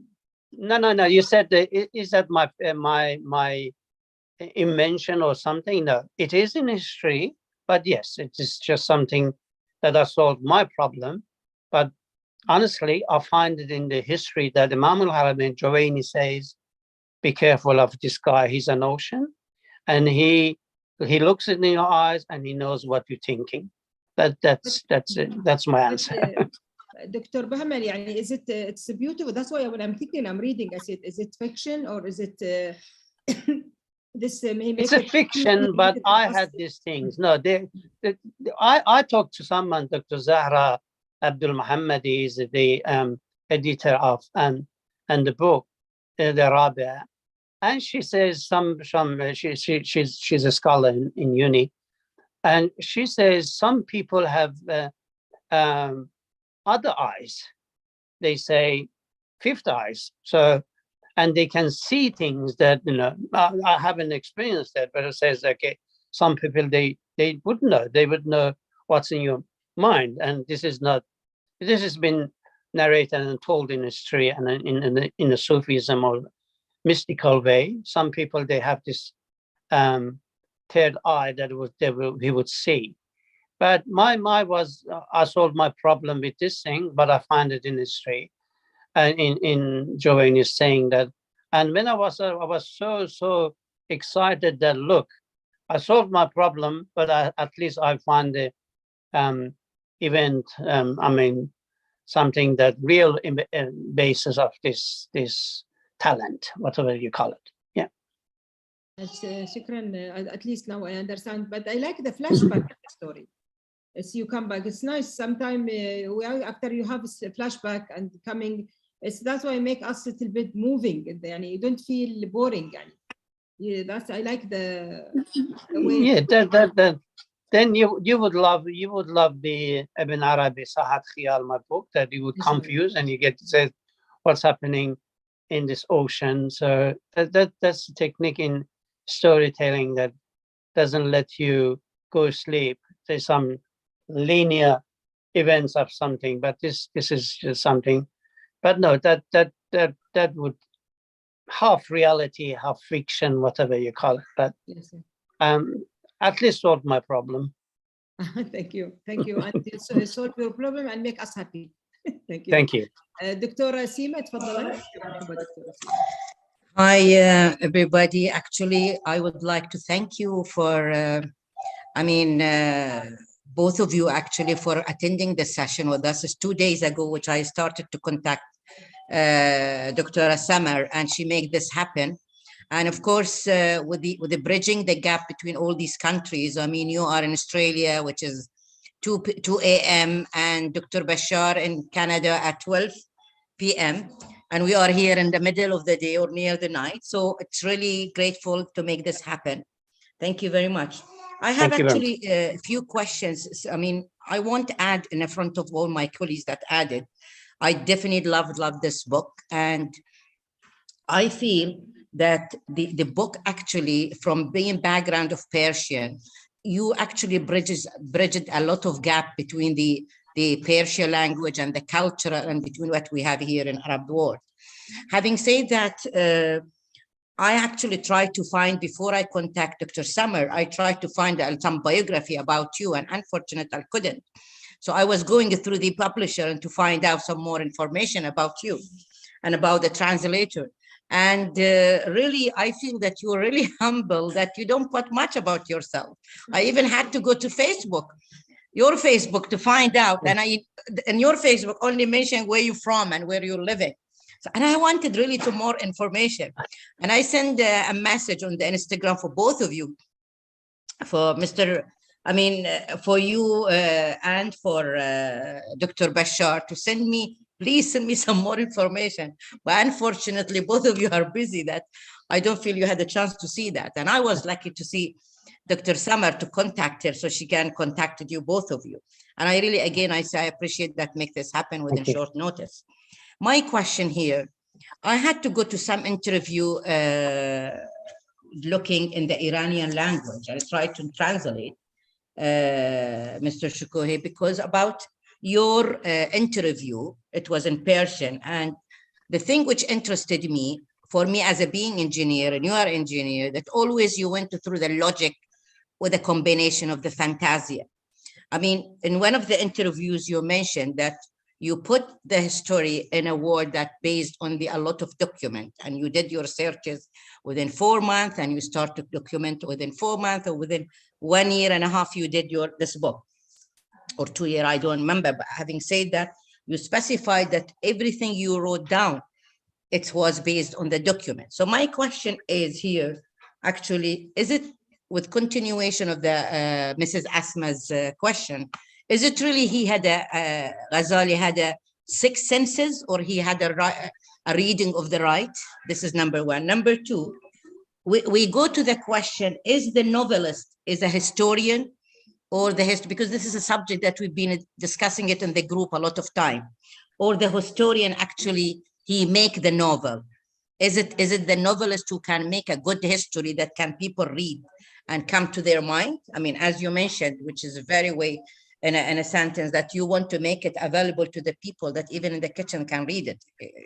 That's really, I mean, the second question, with the bridging the gap with the translation, I would like to see, because with the CV of Dr. Bashar, unfortunate, we give a brief about you were not there in the beginning.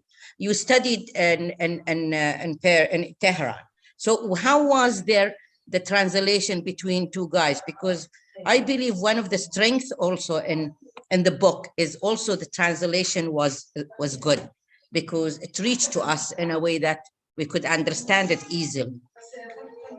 So I don't know, again, I want to thank you all. And I feel there is a lot of things in the book that is really, I mean, make you sense and refresh your back, and you will start to think how you really love.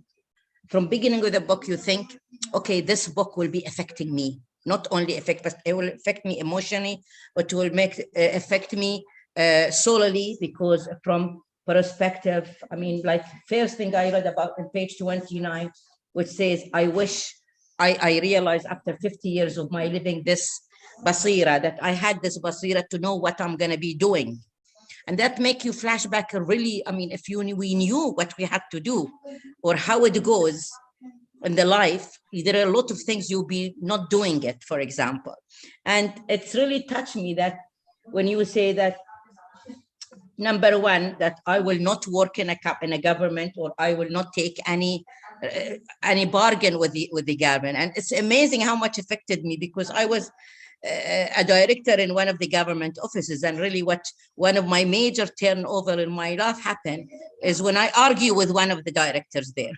So it's really touching book. Thank you very much for giving us this great book to read. And yes, I would like to hear some of points from both of you. Thank you very much. Okay, can I begin? Yeah, can I say?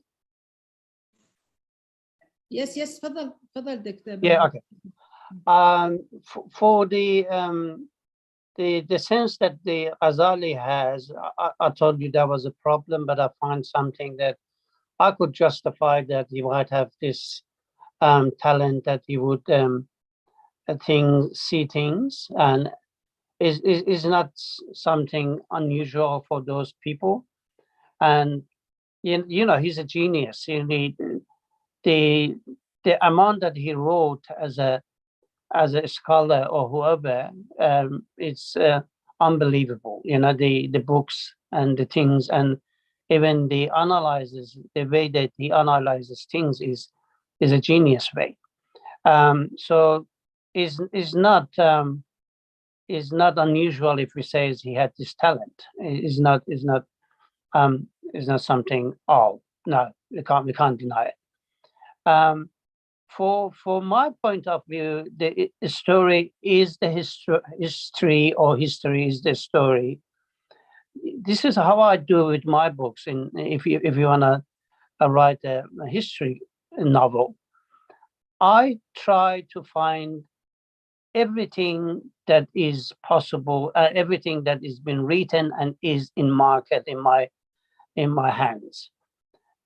Sometimes I find a book, and I hear that book is, and I stop writing. I stop writing until 2 months later that book comes to me, and I have to read it. I remember I find a book that was 6 months ago sometimes, and I find a book in about Ibn Arabi in Tehran University, and I started to read this book, and it was very thick book. I still got it in somewhere. And Dr. Abdul Muhammad said, "Why are you reading this book? It doesn't have anything in it. You know more than." And I said, "You know, I don't know. I have to read it and say if there is something in it that I have to pay attention." So I would claim that there should not be anything that it's in the market, in the libraries, or based on my research that it says something that I would, even if it's crap, it's nothing. But I have to find it, read it, and say, so this doesn't say anything. So everything, whoever write about Rumi, I found it. Doesn't matter, little, big, major, important, or magnificent. About Ghazali as well. You know, whatever he has written, I mean, or in my country has this one, I find those documents as a project, and I sat down and write and say, then I be loyal to the history. 85-90% of my books are based on history. 10-15% about the storytelling. Hello, can you hear me? Yes. I lost the picture. So okay.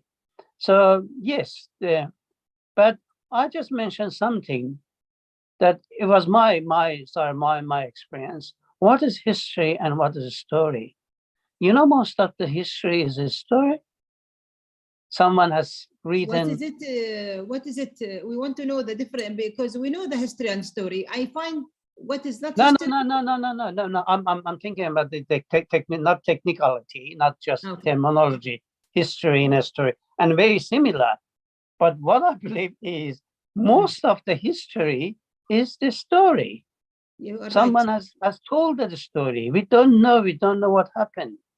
We don't know what happened in that day. Okay, like how would I say? Like you said in Umar al-Khayyam, when he talk about the legend and how you know about the discussion. You show us in when the discussion. No, not this discussion. Come and sit, have a cup of tea. What? No, not that those discussion. Even the thoughts, even the events, even the things.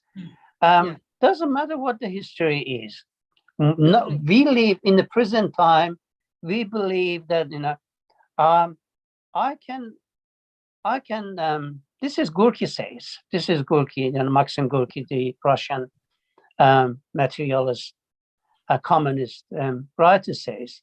Doesn't matter what the history. Our purpose and our aim is not just to search and dig in the history, find something that shows and proves that human beings is a nasty creature, that it just kills and does nasty, evil things. This is not our life.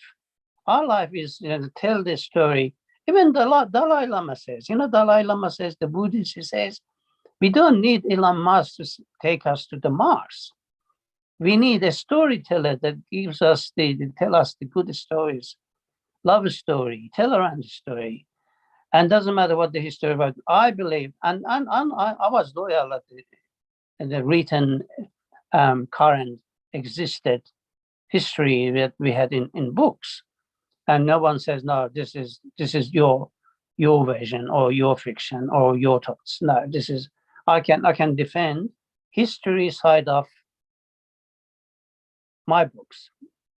Again, the history side of my books is still a story being narrated by whoever, say Tabari or whoever that you can find it in history, or I can name lots of people that they were writers and they told their story, and you never know which one is it. But for me, it doesn't matter. For me, is if the message of the book is tolerant and finding the satisfaction of life and being happy, and that matters, not what has happened before 1400 years ago.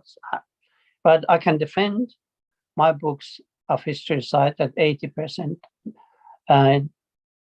of the things is based on true events based on the history. Thank you. شهلة، مهندسة شهلة، تفضلي.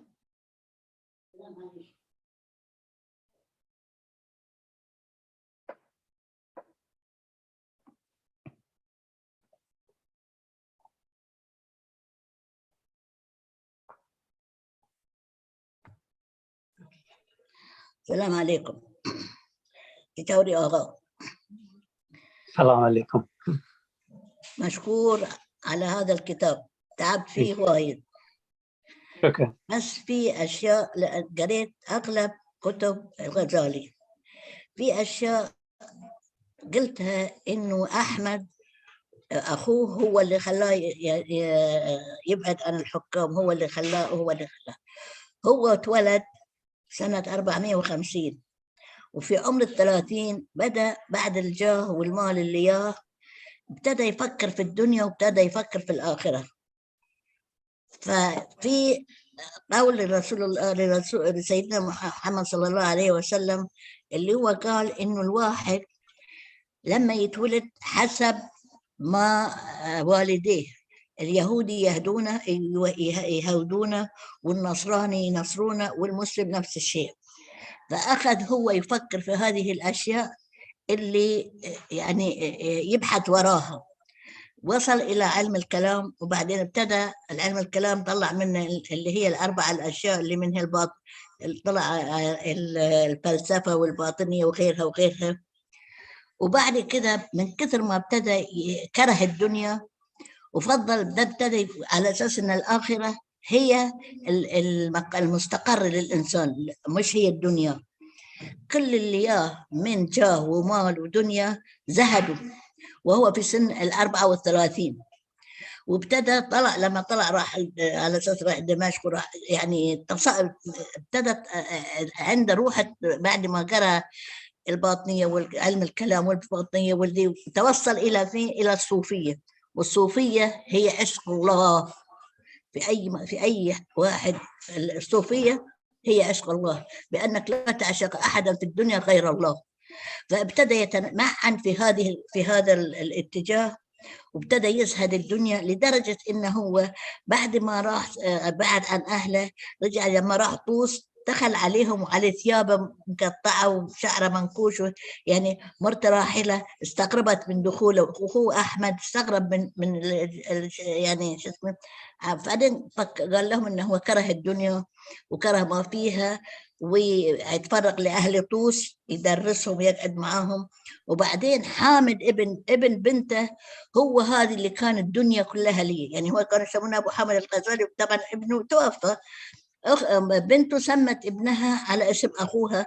فابتدى عايش في طوس إلى عمر 505 سنوات إلى أن توفى. بس لما هي توفى من كثر ما هو حابب الآخرة كان مذهب الشفن مال الشفنة عنده، فهي قال حق أخوه أحمد هذا الشفن تقبل الشفن وحطه وتمدد، يقول له إيه خلاص نهايتي انتهت، وابتدى في هذا الكلام.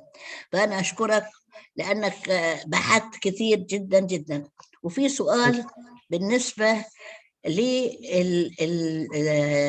أي واحد بالنسبة للعلماء المسلمين، لو جينا للرازي، لو جينا لأبو حامد، لو جينا للشيخ ابن سينا، لاحظت بعد قيام الثورة الإسلامية ابتدوا يتجهوا إلى تعريب كتبهم. وبعدين الأغلب الغالبية هم طبعا في الشمال الغربي لإيران، الشمال الطوس والشمال الغربي دي كانت للجمهوريات الإسلامية اللي كانت تبع الاتحاد السوفيتي، ما كانت تبع إيران، بس الغالبية كانوا يتكلمون اللغة الفارسية. فشو المقصود منهم انهم ينسبوا كل هؤلاء العلماء لإيران؟ وشكرا لك على تعبك، وان شاء الله نلتقي في كتاب اخر لك وفي أبد. شكرا لك.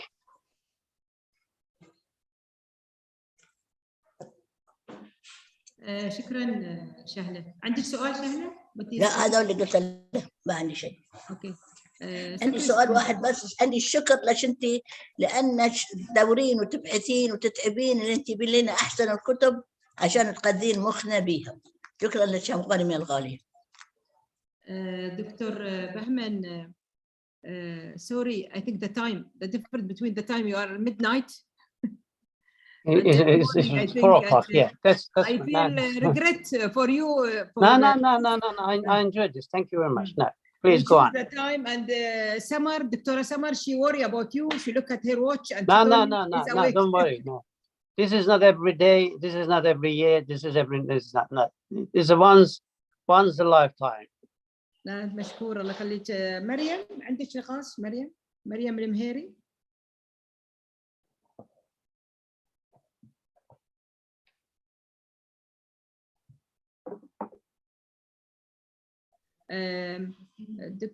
دكتورة كريمة، يا مرحبا دكتورة كريمة، تفضلي. يا هلا حياك الله. I will ask differently a question. I read the novel actually, and I didn't finish it until I reached until 200. I finished 200 page.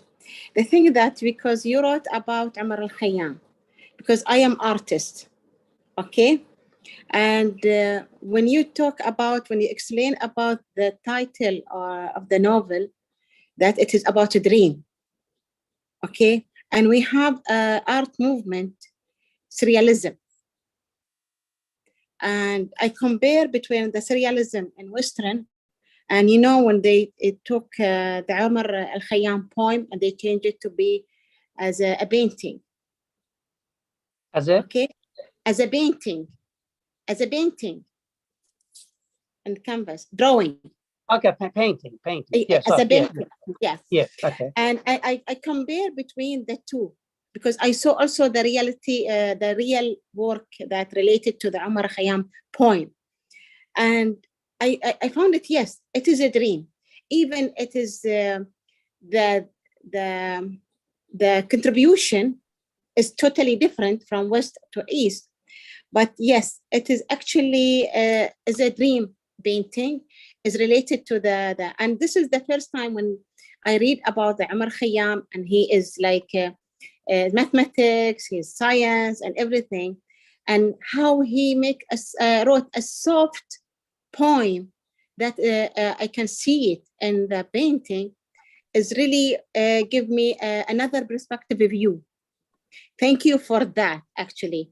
But my question to you, did you consider about this kind of things when you wrote about the point about this novel? Did you see the painting? Did you see the artwork that it is related to the Umar Khayyam poem or no? I've got my own idea about Umar, and I believe he's the most intelligent individual as a Persian person.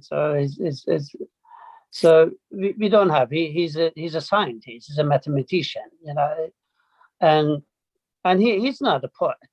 He's not a poet at all. So, but he writes things, and someone says he's not emotional at all. But he likes this. And we only got 18, 20 poems that this says absolutely belongs to him. But the rest, we got 140 poems that they say that's his him. But the scholars believe that, okay, only 18, 19 poems belongs to him. He's a scientist, he's a rationalist. But his doctrine, his idea was his life is not practical for public.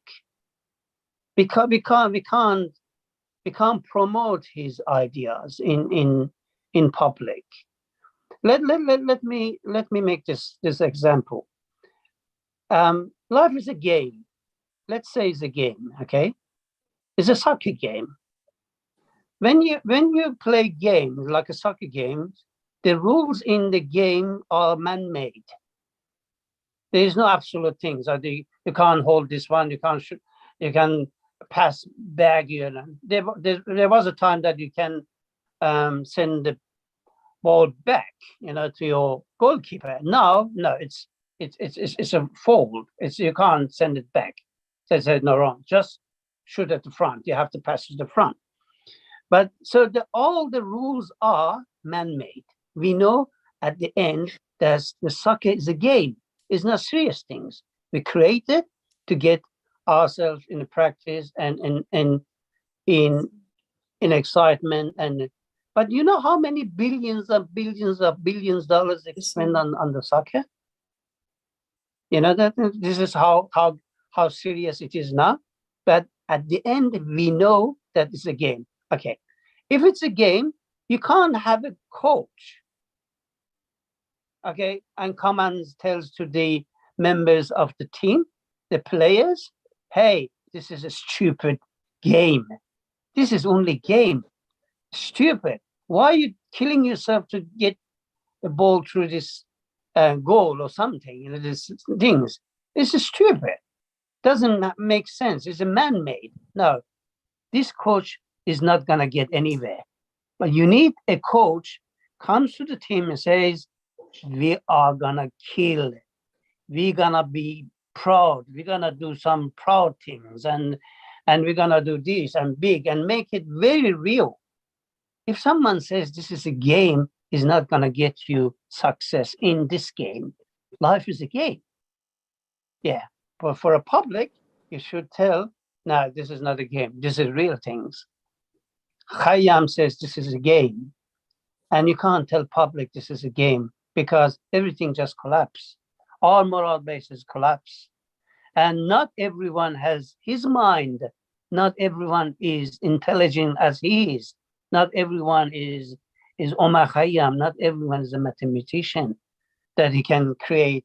Some people, they need some simple answer, yes and no. In Africa, every morning, there is a tribe. Every morning, some people, they come ask a guy, are we going to hunt? The tribe, the head of the tribe, he says, go this way. He says some stone on the floor and looks at the stones on the floor and things and says, this way. Then the tribe, the hunter, the warrior goes this way. What's the reason? There is no, how could you find out that you have to go this way, not that way, or not that way? But they don't care. They just want a way to go. And they ask that guy, and that guy position is send the stone on the floor and give them a simple answer. Today, this way. Tomorrow, this way. Well, whatever. People, they need simple answer. They don't need sophisticated answer. But Khayyam, Omar, has got a sophisticated answer. But we as a public, my mother, she needs a simple answer.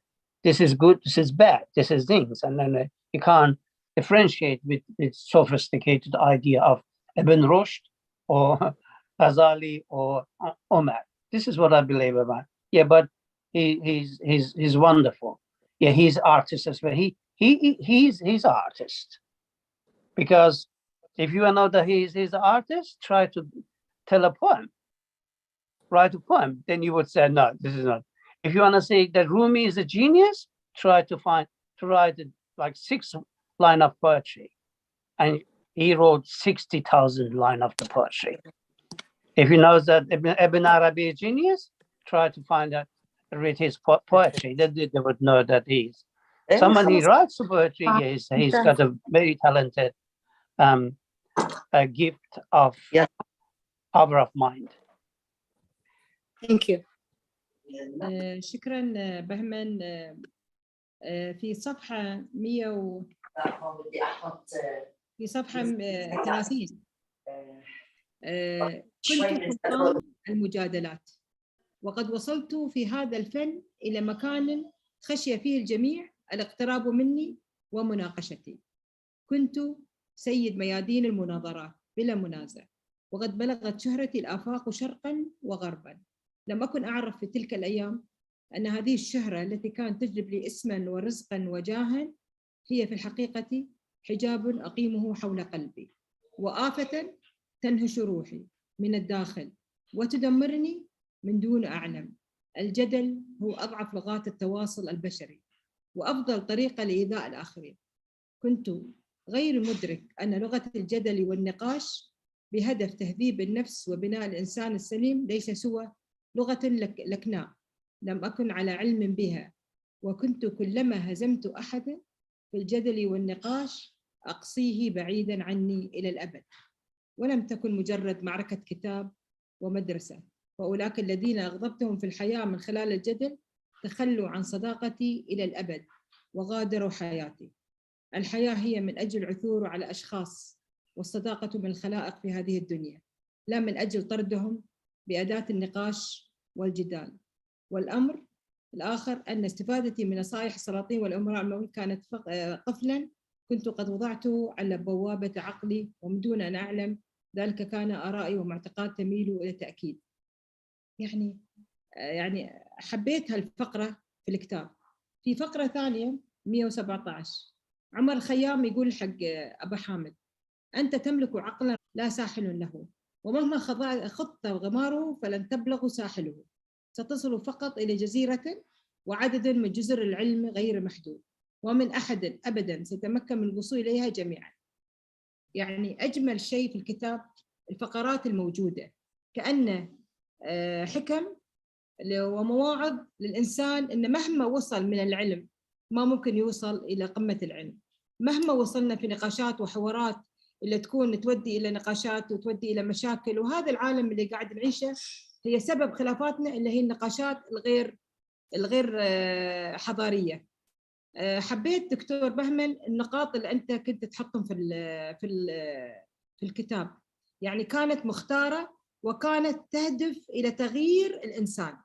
طبعا هو الروائي ما عمره يغير، بس أنت من خلال الرواية قدرت أن تخلق، يعني تخلي الواحد يكون عنده وقفة ويكون عنده تساؤلات في التغيير. شكرا دكتور بهمن على وجودك معنا اليوم، وشكرا على حضورك، وشكرا على الكتاب الجيد، وشكرا المترجم العظيم الدكتور بشار اللي قدر. هو دائما المترجم هو الواصل بين الكاتب وبين المتلقي. نجحت دكتور بشار انك تجمع بيننا وبين الدكتور بهمن وتخلق منه خلية واحدة، نفس التفكير، نفس المنطق، نفس الأفكار. حبينا الكتاب في كل المقاطع اللي يعني أضاء عليها الدكتور بهمن، وأتصور أن من أجمل الكتب اللي قرأناها قدر يجمع لنا الدكتور بهمن تاريخ نحن نحبه، وفي أشياء ما كنا عارفينها بس قدر الدكتور بهمن يوصلنا إياها بصدق وأمانة ومحبة وشغف. شكرا دكتور بهمن على وجودك اليوم في الملتقى الأدبي، ونتمنى أن يكون نقاشنا على مستوى الكتاب، لأن بين اللغة الأجنبية والعربية فقدنا شوي الحس النقاش أنه بيكون بالطريقة اللي إحنا كنا نحب نتناقشها مع الدكتور بهمن. شكرا لحضورنا الكريم، شكرا لكل الموجودين، شكرا لدار النشر الدكتورة سمر، لولاها ما قدرنا اليوم نوصل لأعظم شخصيتين موجودين معانا، الدكتور بهمن والدكتور بشار. شكرا سمر على اختيارك الروايات وترجمة الأدب اللي نحن دائما نحب نقرأ لهم، الأدب الفارسي والأدب التركي والأدب اللي لازم نتعرف عليه. وحلو نرجع للتاريخ، الإنسان لازم يرجع للتاريخ عشان يتعلم منه للماضي وللمستقبل. شكرا جزيلا على حضورك وعلى وجودكم معنا، وأهلا وسهلا فيكم صالون الملتقى الأدبي. Thank you, Dr. Asma. Thank you. شكرا لكم جميعا. معنا وسامحونا على القصور يعني. العفو، شكرا لكم جميعا، ودمتم بالمحبة والسلام جميعا. وإن شاء الله نلتقي معاك في كتاب رابع العدوية إن شاء الله. إن شاء الله نراكم بخير دائما. يا مرحبا وحياكم الله، أهلا وسهلا. حياكم الله، تحياتنا لكم. شكرا لكل ما وجدوا عنا اليوم. شكرا أسماء. شهلة الصوت. شكرا أسماء. العفو سامحوني اليوم، سامحوني على الخربطة. مع السلامة. يا مرحبا، الساعة فيكم.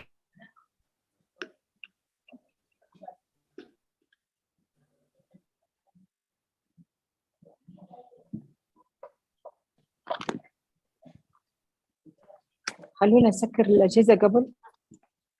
نسكر الأجهزة.